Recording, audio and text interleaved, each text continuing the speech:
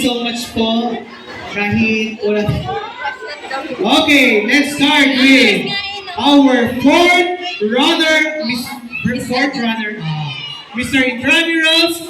Fourth runner-up is candidate number 1. Wala mo ba palakpakan dyan? Palakpakan po. Candidate number 1 is our fourth runner-up.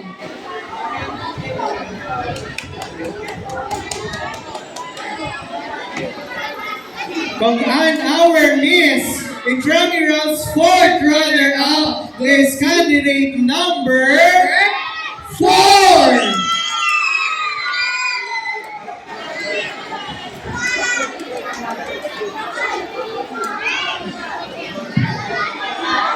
Congratulations, Mr. Number 1 and Miss Number 4. Okay, now, let us proceed with our third runner-up, Mr. Okay, Our Mr. Intramuros third runner-up is candidate number 8.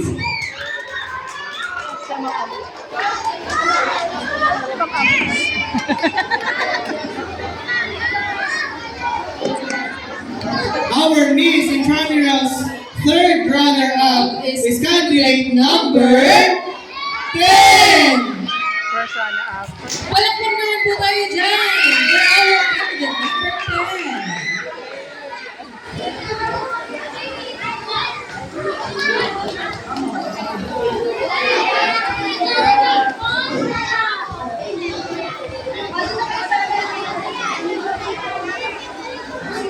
For our Mr. Intramuros Second runner-up is candidate number 10.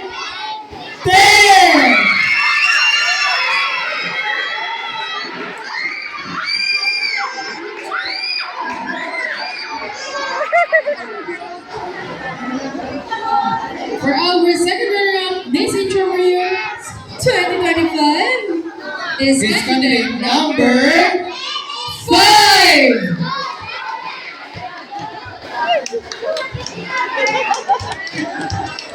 Next, for our first Runner-up. runner-up, So, ang una nating tatawagin, Ma'am Tricia, ay ang first runner-up. So, automatic ang maiiwan ay ang ating Mr. and Miss Miss Intramuros Intramuros 2025. 2025. Who will it be? Sino kaya? Our Mr. Intramuros first runner-up is Candidate number 7.